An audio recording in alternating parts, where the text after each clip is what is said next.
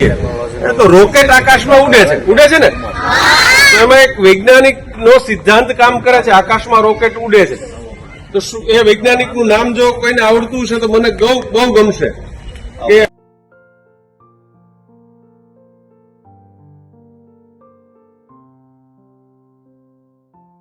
વિજ્ઞાન અને સાયન્સ અને ટેકનોલોજી શું કામ કરે છે આપણે ક્યારેય જાણતા અને આપણે જાણવાની પ્રયત્ન પણ નથી કરતા. પણ એ સમજ સેટેલાઇટમાં અવકાશમાં મૂકવા આ દીકરાને તાળી દીધા પેલા. જો તમને